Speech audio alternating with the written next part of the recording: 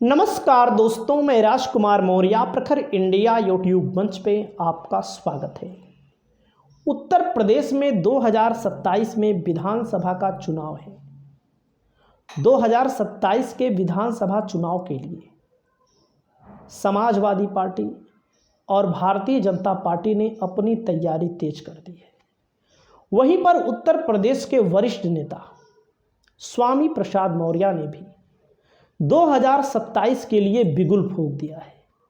यानी कि समाजवादी पार्टी में रहे, पहले भारतीय जनता पार्टी में रहे, बहुजन समाज पार्टी में रहे, इस समय अपनी पार्टी के प्रचार प्रसार में लग गए हैं और संविधान यात्रा इस समय निकाल रहे हैं, जिसमें भारी संख्या में लोग अनेक जिलों में इनके साथ इकट्ठा हो रहे हैं, जो कहीं ना कहीं 2027 के लिए एक बड़ा संदेश दे रहा है। वैसे दोस्तों, मैं आपको बताना चाहता हूं कि स्वामी प्रसाद मौर्य 2027 का चुनाव समाजवादी पार्टी के साथ लड़ सकते हैं, क्योंकि स्वामी प्रसाद मौर्य हों या स्वामी प्रसाद मौर्य के लोग हों, ज़्यादातर इनकी जो विचारधारा है कुछ मामलों को छोड़कर समाजवादी पार्टी से मिल रही है। स्वामी प्रसाद मौर्य खुलकर बैटिंग करना चाहते हैं, जो कि भारतीय जनता पार्टी के सामने एक बहुत बड़ा नाम है। स्वामी प्रसाद मौर्य जो भले ही इस समय अपनी पार्टी का गठन किए हैं, कहीं ना कहीं किसी ना किसी रूप में समाज को नई दिशा दे रहे हैं। इस मामले को लेकर दोस्तों मैं आपको बताना चाहता हूं, इनका भाषण आप सुनिएगा।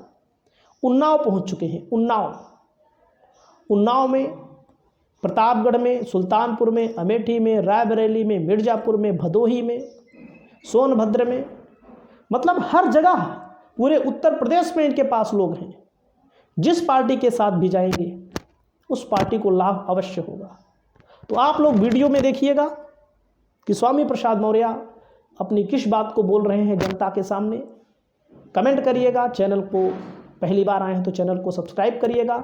देखिए पूरा वीडियो। सबका साथ, सबका विकास, सबका विश्वास का नारा देने वाली सत्तारूढ़ पार्टी ने सभी के विश्वास के साथ धोखा किया और उसका परिणाम है आज देश का करोड़ों नौजवान बेरोजगार होकर दर दर की ठोकरें खा रहा है।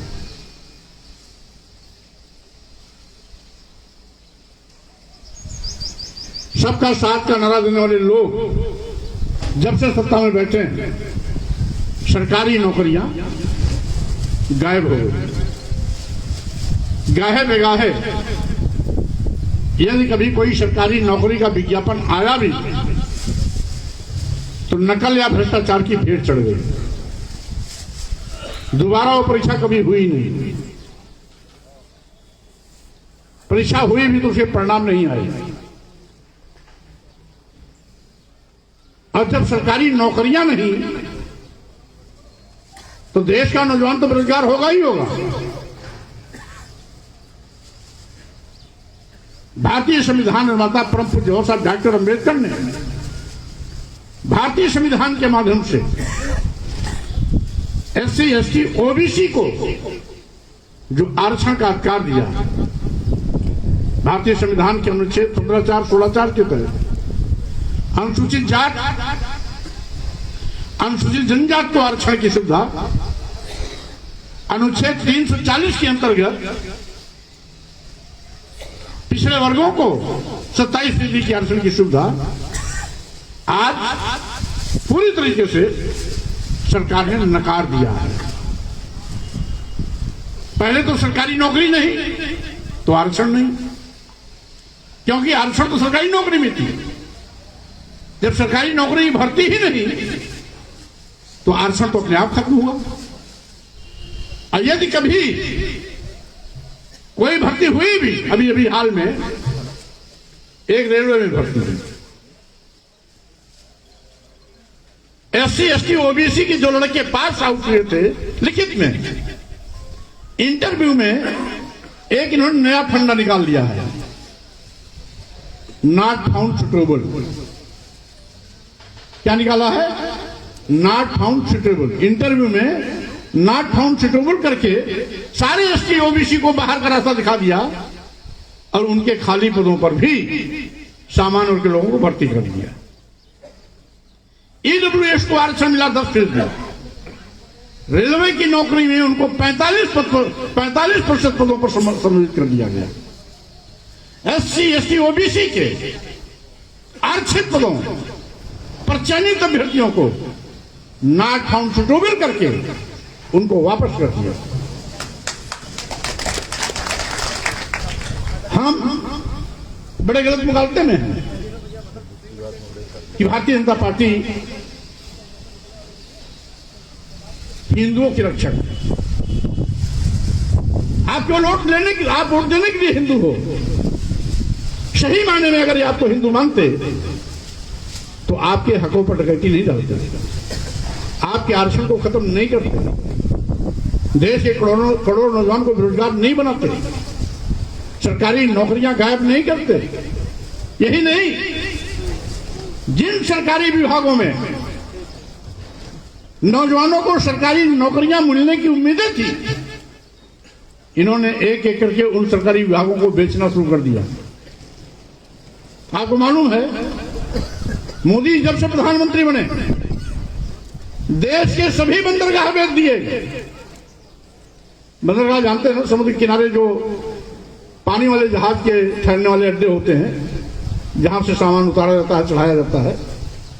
देश के सभी बंदरगाह बेच दिए, सभी एयरपोर्ट बेच दिया, एयर इंडिया बेच दिया, सभी रेलवे स्टेशन बेच दिए, कई दर्जन ट्रेनें भी अदानी और अंबानी को दे दिया।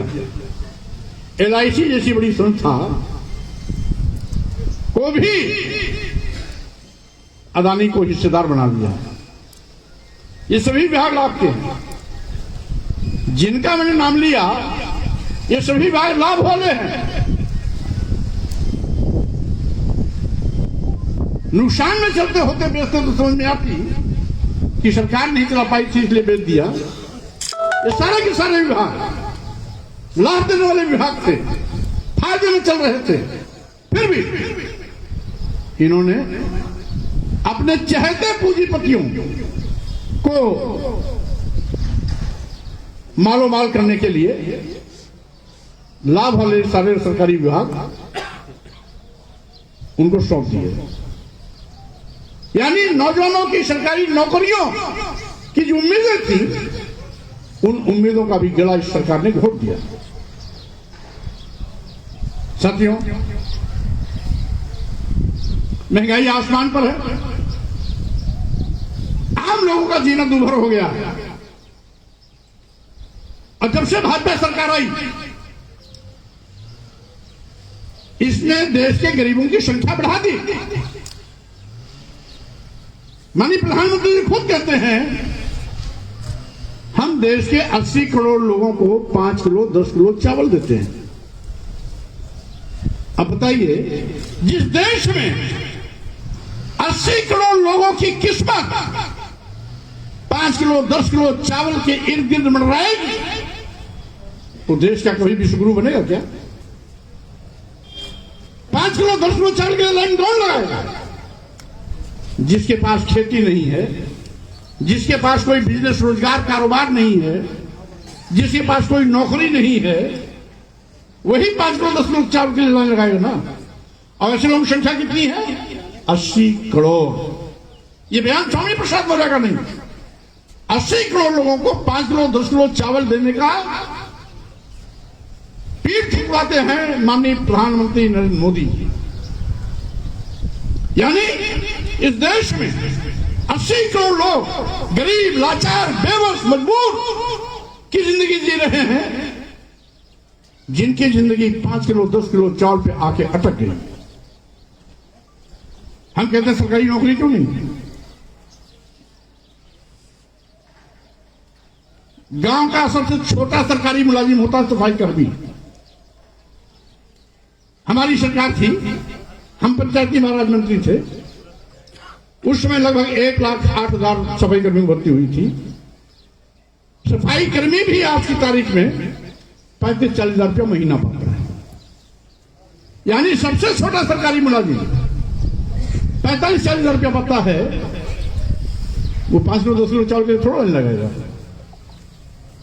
आप हर घर में अगर नौजवानों को सरकारी नौकरी दे दो तो 5 किलो 10 किलो चावल की बात जाने दो, वो हो नौकरी पाने वाला व्यक्ति जरूरत पड़ने पर 5 कुंतल 10 कुंतल चावल लाएगा, दाल लाएगा, आटा लाएगा, उसको आपकी मेहरबानी पर जिंदा रहने की आवश्यकता नहीं पड़ेगी।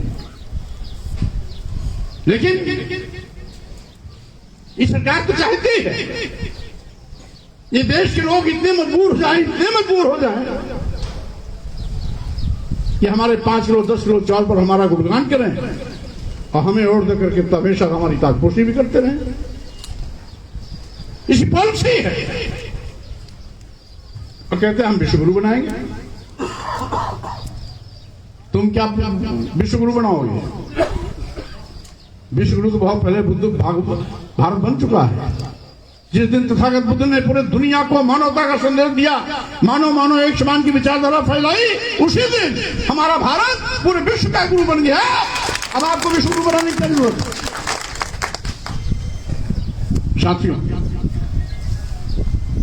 यही नहीं, आज किसान आंदोलित है। पिछले 3 सालों से दिल्ली शंभू बॉर्डर पर आज भी किसान लगातार आंदोलन कर रहे हैं।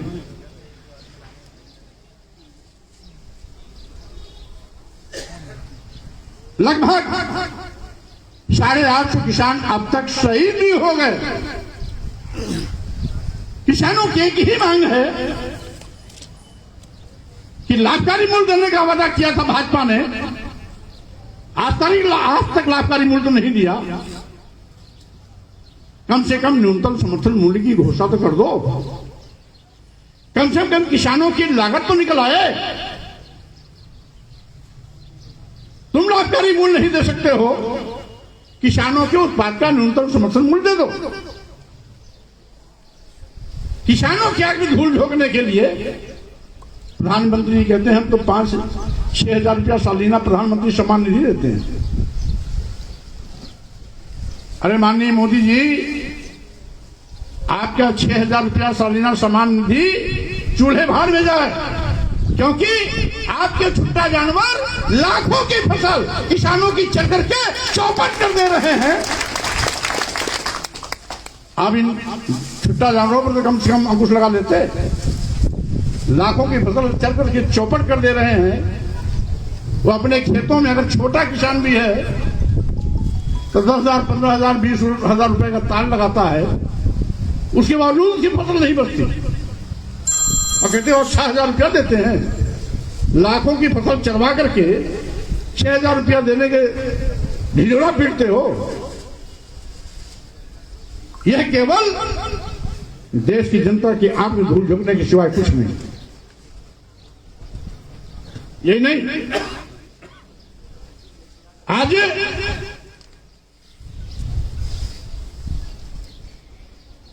किसान मारा फिर रहा है। महंगी शिक्षा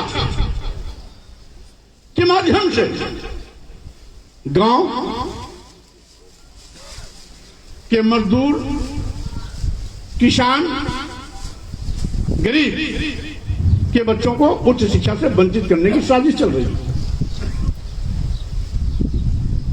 इनकी एक रणनीति है, न रहे बांस न बजे बांसुरी। जब शिक्षा रहेगी ही नहीं, इनको उच्च शिक्षा से वंचित करो। जब उच्च शिक्षा नहीं रहेगा तो SC, ST, OBC, माइनॉरिटी, गांव, गरीब, मजदूर, किसान के बेटे बेटी IAS नहीं बन पाएंगे, IPS नहीं बन पाएंगे, प्रोफेसर नहीं बन पाएंगे, डॉक्टर नहीं बन पाएंगे, इंजीनियर नहीं बन पाएंगे, साइंटिस्ट नहीं बन पाएंगे। अपने आप जब उस शिक्षा ही नहीं पाएंगे तो बड़ी नौकरियों का सपना भी नहीं देखेंगे, बड़ी नौकरियों में बैठने भी नहीं पाएंगे। इसलिए आज शिक्षा महंगी दर महंगी होती जा रही है। सामान्य लोग अपने बेटे बेटियों को उच्च शिक्षा नहीं दिला पाएंगे। हम लोग भी इलाहाबाद यूनिवर्सिटी के कभी छात्र थे, वहां से एमए एलएलबी करके निकले थे। आज का प्रवेश होता तो हम लोग भी नहीं पढ़ पाते। पहले साल में एक बार परीक्षा का पैसा देना पड़ता था, अब क्या सेमेस्टर कर दिया। हर क्लास में 2 बार, जहां 1 बार देना पड़ता था वहां 2 बार, जहां 2 बार पूरे बीए 2 साल का होता था 2 साल देना पड़ता, अब 4 बार देना पड़ता है। कहीं कहीं 3 साल की डिग्री है तो अब बढ़ा गया, डिग्री बढ़ा दिया गया, ला 5 साल का कर दिया गया, कहीं कहीं ग्रेजुएट में 3 साल कर दिए गए। ये क्या है? ये शिक्षा महंगी करने की एक साजिश है कि गांव गरीब मजदूर किसान के बच्चे ना पढ़ पाएंगे। अभी योगी जी ने उत्तर प्रदेश के 27,000 प्राथमिक विद्यालय बंद किए।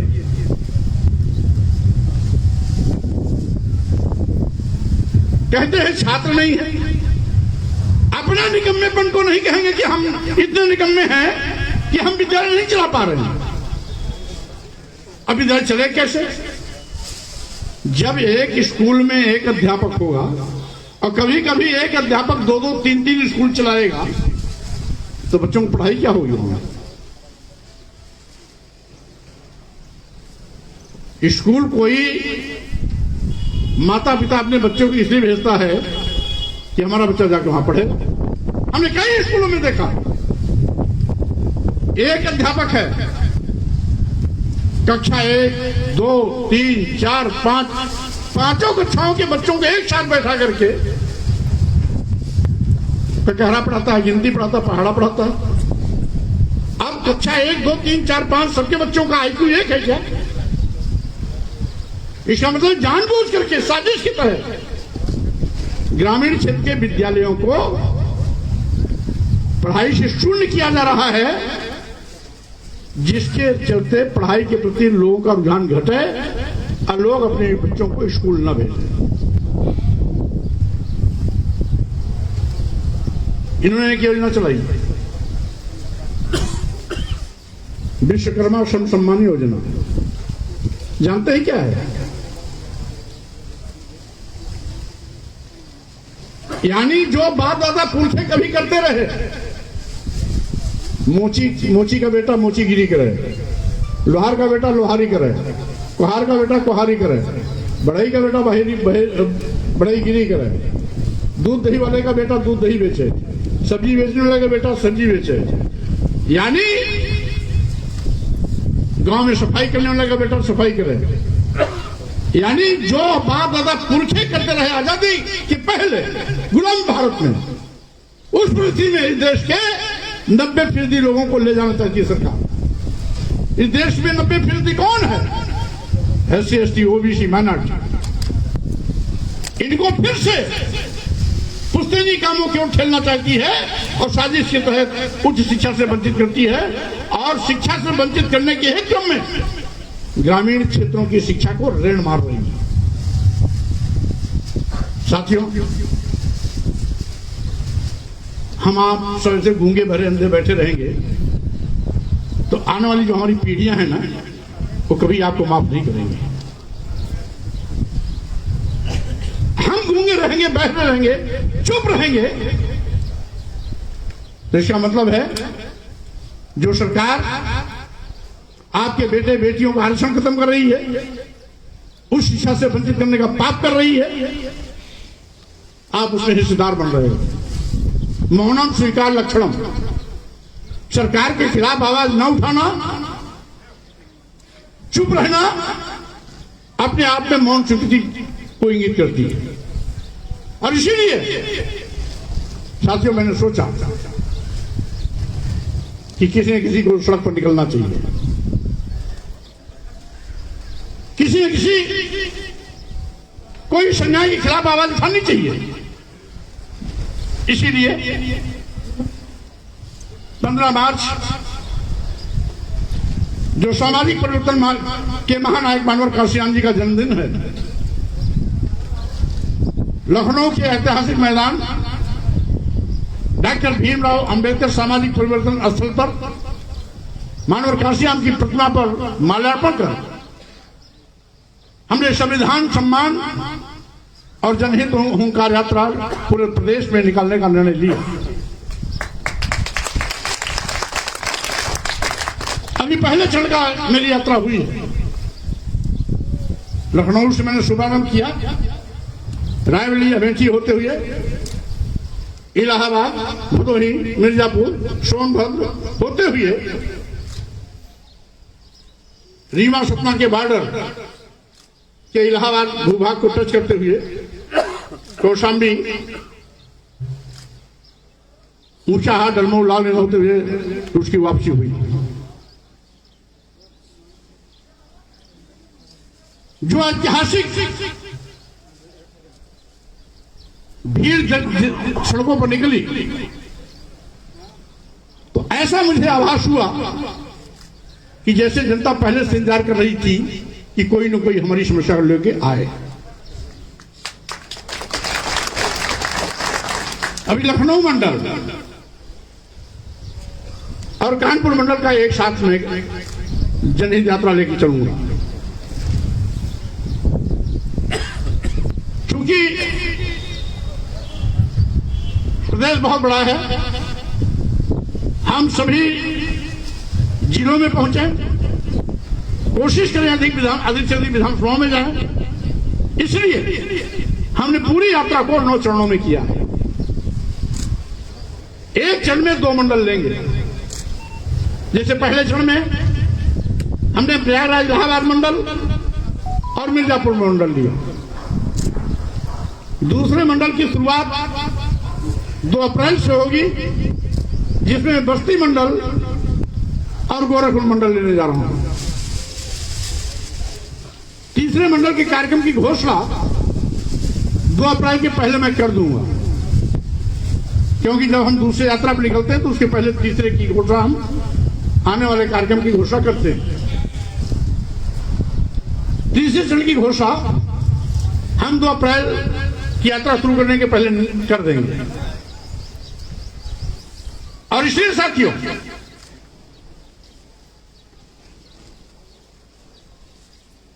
कि भारतीय जनता पार्टी की सरकार आज हिटलरशाही रास्ते पर जा रही है।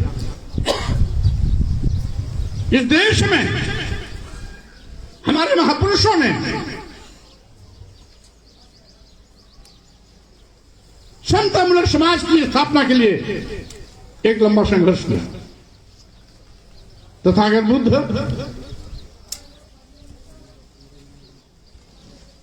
ने आज से लगभग 3000 साल पहले इस देश में करुणा, मैत्री, बंधुत्व यानी भाईचारे पर आधारित समाज की रचना का बीजारोपण किया था। ऐसा समाज जिसमें जात पात, छुआछूत, ऊंच नीच का कोई भेदभाव न हो। हमारा भारतीय संविधान भी कहता है, भारतीय संविधान के अनुच्छेद 15 और 19 में इस बात का साफ निर्देश है कि हम समाज के किसी भी व्यक्ति को धर्म, जाति, लिंग, जन्मस्थान के आधार पर भेदभाव नहीं कर सकते। लेकिन हो क्या रहा है, संविधान की कसम खाने वाले लोग आज संविधान की धज्जियां उड़ा रहे हैं, संविधान की मंशा के विपरीत काम कर रहे हैं। क्यों? इनका एक षड्यंत्र है, साजिश है। कोई नौजवान रोजगार की बात न करे, महंगाई के खिलाफ आवाज न उठे, किसान न्यूनतम समर्थन मूल्य की मांग न करे, SC, ST, OBC पर हो रहे जनजातीय अत्याचार के खिलाफ कोई आवाज न उठाए, और साथ ही साथ महंगी शिक्षा के खिलाफ कोई आवाज न उठाए। देश बेचा जा रहा है, इसका कोई विरोध न करे। अस्पतालों में गरीबों के लिए दवा नदारत है, इस पर कोई बहस न करे। इसलिए साजिश के तहत ये कभी हिंदू मुस्लिम कभी मस्जिद में मंदिर खोलने का शिगुफा और कभी औरंगजेब को लाके खड़े कर देते हैं। इस देश का SC ST OBC भी धर्म के नाम पर पागल हो जाता है और मूलभूत समस्याओं पर बात करने के बजाय हवा में तैरने लगता है। साथियों, हमने कहा आने वाली पीढ़ी आपको माफ नहीं करेगी, इसलिए आज जो हकीकत है उस पर चिंतन करना होगा, मनन करना होगा। लोकतंत्र है, आवाज उठानी होगी। हमारी सरकार होती थी, 1 रुपए 2 रुपए की पर्ची बनती थी, 6 महीने गरीब जो है अपनी जरूरत की दवाइयां लाता था। आज पर्चा लिख दिया जाएगा, आपको दवा निःशुल्क नहीं मिलेगी। अनुसूचित जाति जनजाति पिछड़े वर्गों अल्पसंख्यक मुसलमानों पर आज कहर बरपा जा रहा है।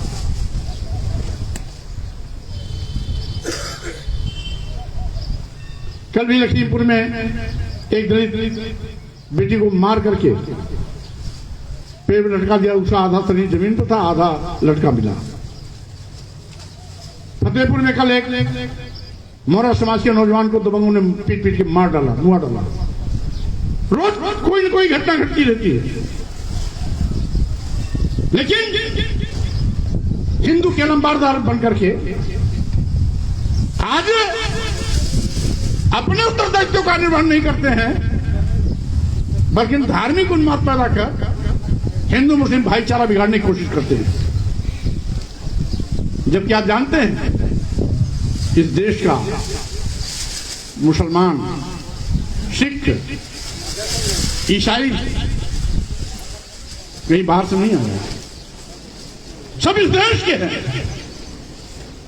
जो कभी दलित कहे जाते थे, पिछड़े कहे जाते थे, शूद्र कहे करके जानवर से बदतर जिंदगी बनाई जाती थी, जानवर से बदतर उनके साथ व्यवहार किया जाता था।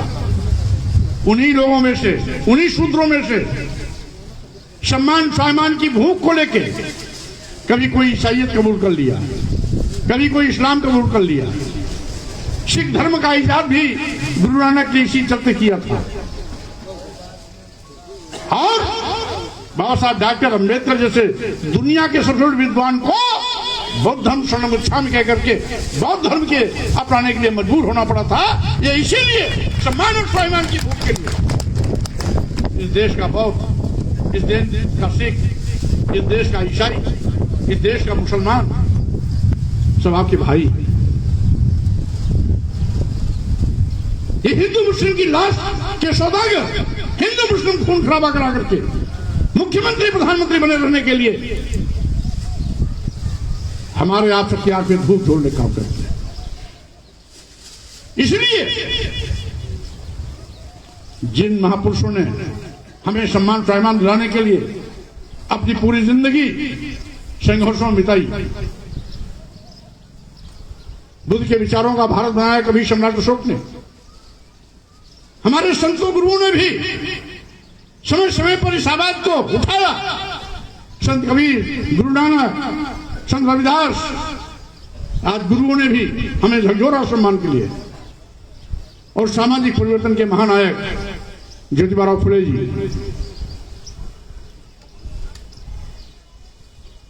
छत्रपति साहू जी महाराज,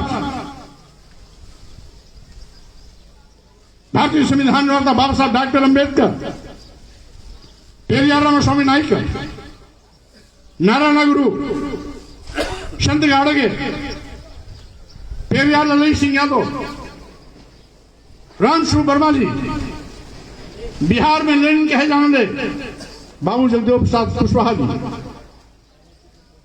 और इन तमाम महापुरुषों की विरासत को आगे बढ़ाने का काम किया सामाजिक परिवर्तन के महानायक मनोहर काशीराम जी ने। मनोहर काशीराम जी ने इस देश के बहुजन समाज को जगाया। कभी हम लोग नारा लगाते थे, कांसी राम तेरी नेक कमाई तूने सोती कौन जगाई। कांसी राम तेरी नेक कमाई तूने सोती कौन जगाई। आज कांसी राम साहब नहीं, आज बाबा साहब डॉक्टर अम्बेडकर भी नहीं, ज्योतिबा फुले जी भी नहीं, महिलाओं में भी सावित्रीबाई फुले, फातिमा शेख जैसी महिलाओं ने महिलाओं की शिक्षा की शुरुआत की। तो साथियों, आज हमारे महापुरुष नहीं, तो इसका मतलब क्या उनका विचारों का करवा रुक जाएगा क्या? ये बात सही है कि स्वामी प्रसाद मौर्य डॉक्टर अंबेडकर नहीं बन सकते, स्वामी प्रसाद मौर्य मानव कांशीराम नहीं बन सकते, स्वामी प्रसाद ज्योतिबा फुले नहीं बन सकते, लेकिन स्वामी प्रसाद मौर्य अपने इन महापुरुषों की विचारधारा को आप तक पहुंचाने के लिए डाकिए काम जरूर कर सकते हैं। संघर्ष करो, हम तुम्हारे साथ हैं। मौर्य जी संघर्ष करो, हम तुम्हारे साथ हैं। तो हम डाकिया बन करके, पोस्टमैन बन करके अपने महापुरुषों की विचारधारा को संविधान सम्मान जनहित हुंकार यात्रा के माध्यम से पूरे प्रदेश में घर घर जनता तक ले जाने का काम करेंगे। हम जानते हैं लाख आवाज उठाने के बावजूद भी ये गूंगी बहरी अंधी सरकार जो कुंभकर्णी नींद सो रही है नहीं जगेगी, क्योंकि सोते हुए व्यक्ति को जगाना आसान होता है और जागता हुआ व्यक्ति जो सोने का नाटक करता है उसको जगाना बहुत कठिन होता है। तो ये हमारी बात को नहीं सुनेंगे, लेकिन फिर भी हमारे शरीर में जो खून है उसमें बाबा साहब का खून दौड़ रहा है, कांशीराम साहब का खून दौड़ रहा है, ज्योतिबा फुले खून दौड़ रहा है, सम्राट अशोक का खून दौड़ रहा है। इसलिए मैं कहना चाहता हूं, मैं चुप बैठने वाला नहीं हूं। नहीं सुनेंगे तो ठीक, हम सोचते हैं हमारी यात्रा कामयाब हो गई, और हम जानते हैं नहीं सुनेंगे तो इसी यात्रा के माध्यम से 2027 में इनकी विदाई का रास्ता हम दिखा देंगे और सत्ता से बाहर करने का काम करेंगे। इसलिए साथियों, हमारी मांग भी है कि बेरोजगार नौजवानों को रोजगार दो। जब तक रोजगार नहीं दे पाते उनको रोजगारी भत्ता दो, महंगाई पर रोक लगाओ, अनुसूचित जाति अनुसूचित जनजाति पिछड़े वर्गों का संविधान प्रदत्त आरक्षण 100% पूरा करो, जातिवाद गणना कराओ, जाति के आधार पर जाति के अनुपात में आरक्षण व्यवस्था सुनिश्चित करो।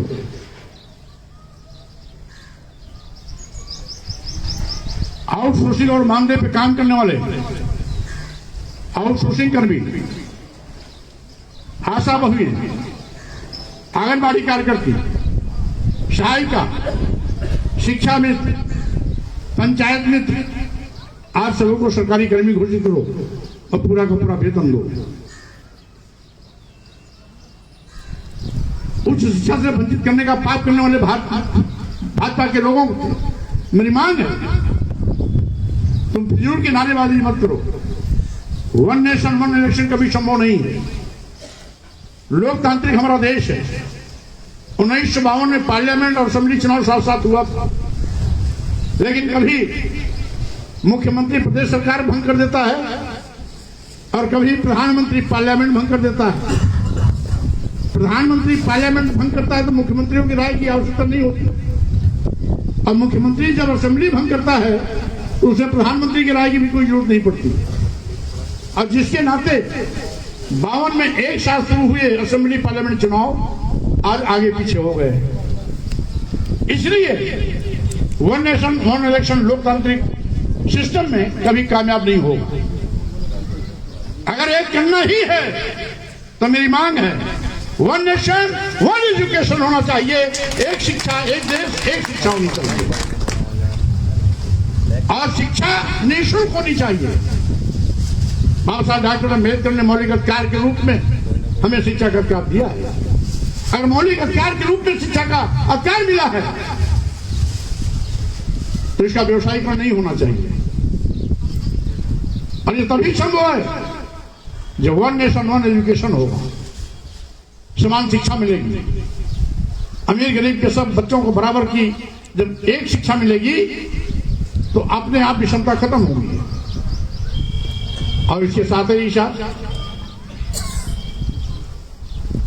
न्यायिक सेवा आयोग का गठन किया जाए। न्यायिक सेवा आयोग के माध्यम से जितने भी न्यायपालिका हैं, निचली अदालत से लेकर के हाई कोर्ट, सुप्रीम कोर्ट, सब में SC ST OBC का आरक्षण सुनिश्चित किया जाए।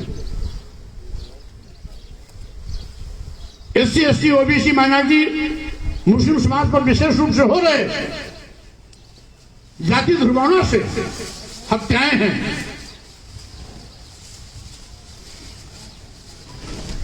फर्जी FIR कराई जा रही है, प्रताड़ित किया जा रहा है, बहन बेटियां की जिताबरू लूटी जा रही है। इस पर तत्काल रोक लगाया जाए और आपराधिक कृत्य करने वालों के खिलाफ कड़ी कार्रवाई हो। साथियों, ये बहुत सी मांगे हैं जिसको लेकर के हम संविधान सम्मान और जनहित हुंकार यात्रा के माध्यम से निकले। हमारे कुछ साथी कहते हैं मौर्य जी धर्म पर बोलते हैं।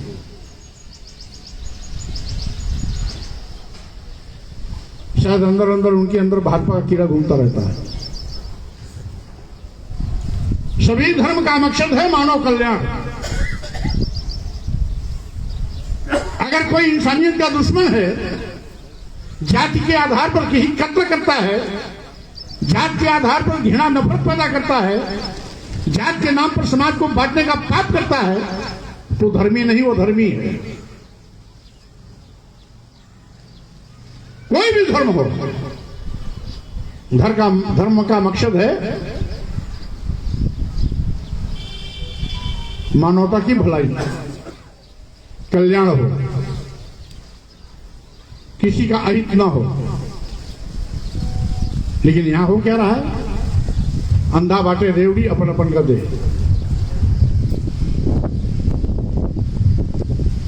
आज SC ST OBC माइनॉरिटी का भी हिस्सा ये सत्ता में बैठे लोग अपने चहेतों को बांट रहे हैं, रेवड़ी की तरह उनको उबलाइश कर रहे, उपकृत कर रहे हैं। एक एक पदों पर आरएसएस के लोग भरे जा रहे हैं। माननीय प्रधानमंत्री जी को जब चुनाव लड़ना होता है तो पिछड़ों के नाम पर रोना रोते हैं, पिछड़ों के नाम पर हरियाली आंसू बहाते हैं, कहते हैं हम पिछड़ी जात में पैदा हुए इसलिए कुछ लोग हमको नीच कहते हैं। लेकिन जब प्रधानमंत्री बन जाते हैं और मांग की जाती है कि पिछड़ों का जातिवार जनगणना कराओ, तो उस समय पिछड़ों के नाम भी भागते हैं, कहते नहीं हमारी प्राथमिकता पिछड़ा नहीं, हमारी प्राथमिकता दलित। जबकि सच क्या है? माननीय प्रधानमंत्री की प्राथमिकता न पिछड़ा है न दलित है, क्योंकि लिटरल एंट्री के नाम पर उन्होंने 340 IAS बनाए। 340 IAS में एक भी गरीब नहीं, एक भी SC नहीं, एक भी ST नहीं, एक भी OBC नहीं। उसमें अदानी अंबानी के परिवार के लोग मिल जाएंगे, भाजपा के बड़े बड़े नेताओं के बेटे बेटे मिल जाएंगे, बेटा बेटी मिल जाएंगे, लोकसभा के अध्यक्ष की भी बेटा बेटी मिल जाएंगे, आरएसएस के बड़े बड़े नेताओं के बेटा बेटी उसे मिल जाएंगे। लेकिन एक भी SC नहीं, एक भी ST नहीं, एक भी OBC नहीं, एक भी गरीब क्या लग चली है? लेटर नहीं लेटर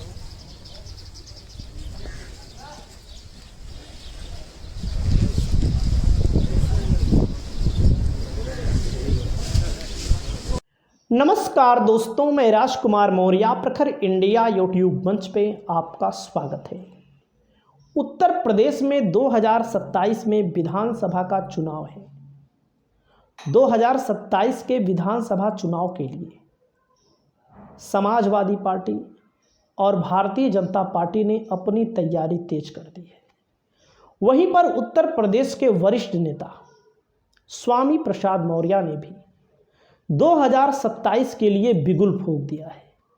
यानी कि समाजवादी पार्टी में रहे, पहले भारतीय जनता पार्टी में रहे, बहुजन समाज पार्टी में रहे, इस समय अपनी पार्टी के प्रचार प्रसार में लग गए हैं और संविधान यात्रा इस समय निकाल रहे हैं, जिसमें भारी संख्या में लोग अनेक जिलों में इनके साथ इकट्ठा हो रहे हैं, जो कहीं ना कहीं 2027 के लिए एक बड़ा संदेश दे रहा है। वैसे दोस्तों, मैं आपको बताना चाहता हूं कि स्वामी प्रसाद मौर्य 2027 का चुनाव समाजवादी पार्टी के साथ लड़ सकते हैं, क्योंकि स्वामी प्रसाद मौर्य हों या स्वामी प्रसाद मौर्य के लोग हों, ज़्यादातर इनकी जो विचारधारा है कुछ मामलों को छोड़कर समाजवादी पार्टी से मिल रही है। स्वामी प्रसाद मौर्य खुलकर बैटिंग करना चाहते हैं, जो कि भारतीय जनता पार्टी के सामने एक बहुत बड़ा नाम है स्वामी प्रसाद मौर्य, जो भले ही इस समय अपनी पार्टी का गठन किए हैं, कहीं ना कहीं किसी ना किसी रूप में समाज को नई दिशा दे रहे हैं। इस मामले को लेकर दोस्तों मैं आपको बताना चाहता हूं, इनका भाषण आप सुनिएगा। उन्नाव पहुंच चुके हैं। उन्नाव में, प्रतापगढ़ में, सुल्तानपुर में, अमेठी में, रायबरेली में, मिर्ज़ापुर में, भदोही में, सोनभद्र में, मतलब हर जगह पूरे उत्तर प्रदेश में इनके पास लोग हैं। जिस पार्टी के साथ भी जाएंगे उस पार्टी को लाभ अवश्य होगा। तो आप लोग वीडियो में देखिएगा कि स्वामी प्रसाद मौर्य अपनी किस बात को बोल रहे हैं जनता के सामने। कमेंट करिएगा। चैनल को पहली बार आए हैं तो चैनल को सब्सक्राइब करिएगा। देखिए पूरा वीडियो।